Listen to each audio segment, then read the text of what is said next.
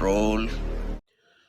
हाँ जी, तो स्टूडेंट्स अस्सलाम वालेकुम। तो स्टूडेंट्स ये रहा हमारा न्यूमेरिकल नंबर 2.3, जिसमें हमने क्या करना है जी, वो कहता है डेटरमाइन VCE एंड IC in voltage divider by circuit if beta is equal to 100।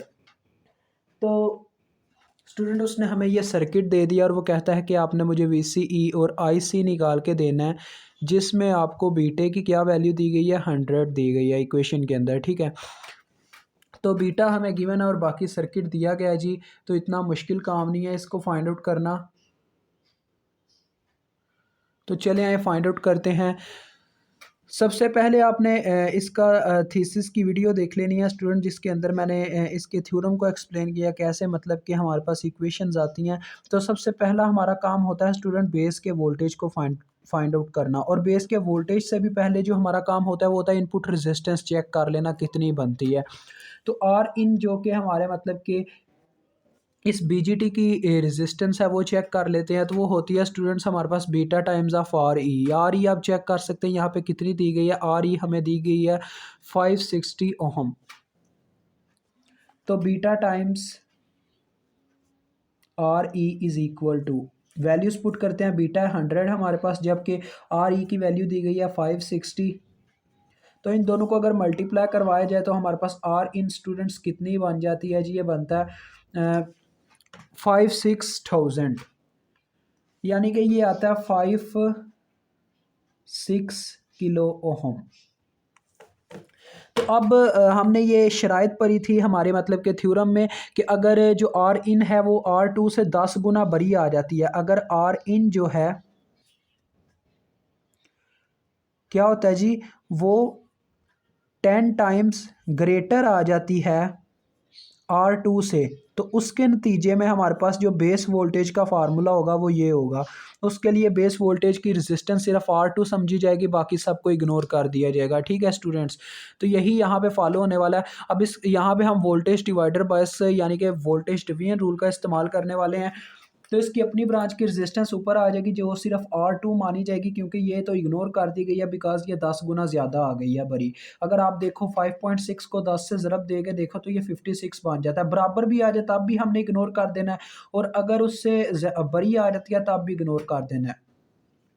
तो अपनी ब्रांच की रेजिस्टेंस इसके ऊपर आ गई R2 बटे में टोटल रेजिस्टेंस यानी R1 प्लस R2, क्योंकि ये लग रहा है वोल्टेज डिवीजन रूल इस वायर पे। देखें VCC से ये जो वायर आ रही है इस पे लग रहा है, बस इतने हिस्से पे, ये अलहदा एक वायर है। ठीक है, तो स्टूडेंट्स हमारे पास देखें मल्टीप्लाई बाय सप्लाइड वोल्टेज होगा, हो जाएगा जो कि सप्लाइड है VCC।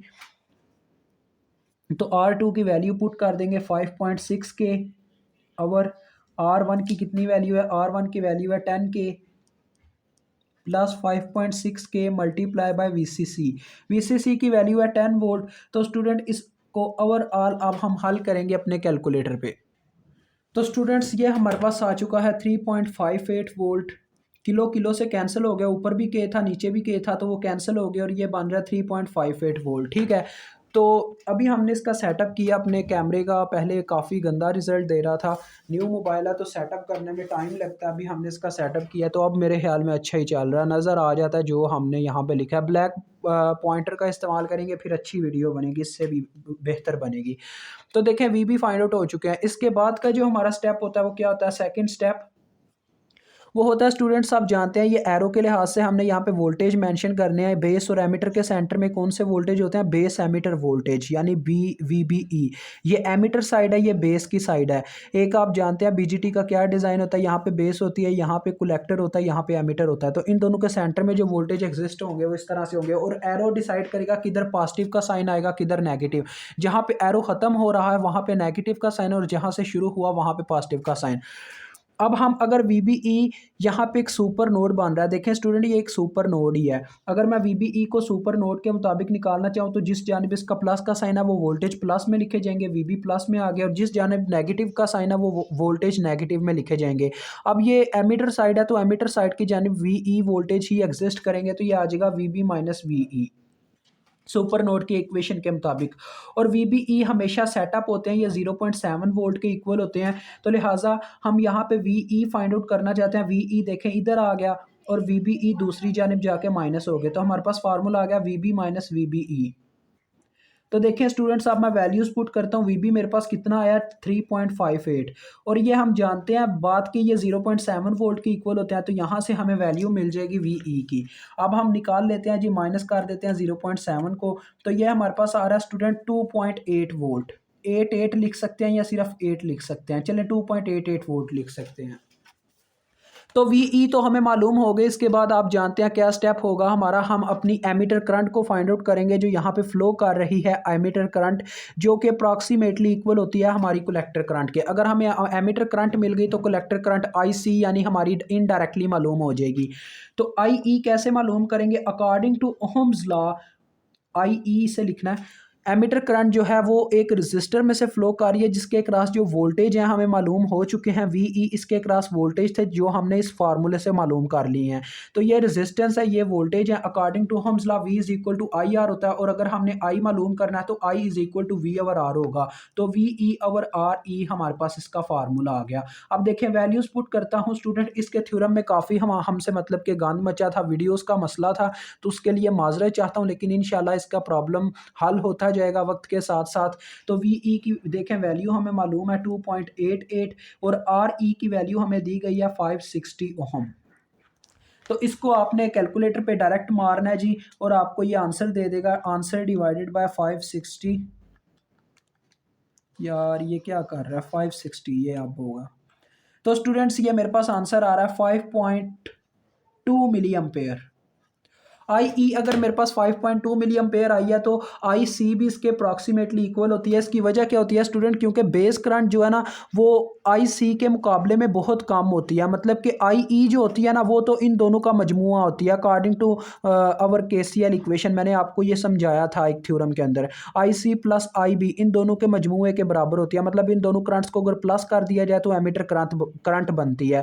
तो देखें जो बेस करंट होती है ना वो आई सी के मुकाबले में काफ़ी कम होती है, क्योंकि ये जो बेस ये जो कलेक्टर करंट होती है ये इनडायरेक्टली हमारी वीसीसी से निकल के आई होती है। लेकिन ये जो बेस करंट है ये पता कैसे बनती है, पहले वीसीसी से एक करंट यहाँ से निकलती है I1 और यहाँ से निकलती है IC। देखें ये दोनों करंट्स तो बहुत ज़्यादा होंगी, लेकिन I1 जब यहाँ पे पहुँचती है तो उसे फिर दो हिस्सों में डिवाइड होना पड़ता है। एक होती है बेस करंट जो इस जानिब जाती है, और एक होती है हमारी R2 की करंट I2 वो जो यहाँ पे जाती है। इसका मतलब बेस करंट जो है कलेक्टर करंट के मुकाबले में काफ़ी 2 से 3 मरतबा डिवाइड होके आई होती है, जिसकी वजह से वो काफ़ी कम समझी जाती है। इसकी वजह से हम कह देते होते हैं थ्योरम में कि आई ई अप्रॉक्सीमेटली इक्वल है आई सी के, लिहाजा जो वैल्यू आई ई की मिली हमें वही वैल्यू हमारे पास आई सी की वैल्यू है। तो स्टूडेंट आई सी मालूम हो चुका है। थ्योरम में हमने इसका फार्मूला पढ़ा था वीसीई का, जो कि हमारे पास इसके ऊपर केवीएल लगाने से आता है। जिन्होंने हमें मतलब वो वाली वीडियो नहीं देखी हुई वो जाके देख सकते हैं, आपको हमारी प्लेलिस्ट में वो वीडियो मिल जाएगी। तो देखें वीसीई का हमारे पास फार्मूला आया था VCC minus I C into R C plus R E, ये हमारे पास फार्मूला था। तो अब हम इसमें वैल्यूज पुट करेंगे। देखें वीसीसी की कितनी वैल्यू है 10, माइनस आई सी की वैल्यू है 5.2 मिली, जबकि आर सी की वैल्यू हमें कितनी दी गई है 1 किलो।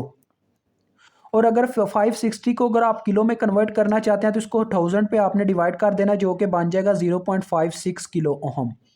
तो अब आप इसको ओवरऑल कैलकुलेटर पे जब पुट करेंगे तो आपको ये आंसर मिल जाएगा वीसीई का, और आपका क्वेश्चन यहाँ पे हल हो जाएगा। जैसा कि मैंने आपको कहा था सिर्फ दो ही चीज़ें ज़्यादातर पूछी जाती हैं, वीसीई और आईसी। तो देख लें आपके सामने वही चीज़ें आपसे पूछी गई हैं। तो 10 माइनस 5.2 इंटू किलो और ये बन जाएगा 1.56। तो स्टूडेंट्स मेरे पास आंसर आया इसका 1.88 वोल्ट। अब मैं आपको एक चीज़ यहाँ पे लास्ट में बताता जाऊँ कि ये जो दोनों प्लस होंगे ना तो ये 1 किलो आ जाएगा और बाहर मिली होगा। किलो और मिली आपस में कैंसिल हो जाएंगे और हमारे पास डायरेक्ट आपस में प्लस माइनस हो जाएगा। तो ये इस तरह से आंसर आ जाएगा। ये आपके सामने क्वेश्चन है, किसी ने पिक्चर लेनी है तो ले सकता है। अभी मैं इजाज़त चाहूँगा। अल्लाह हाफिज़, अस्सलाम वालेकुम।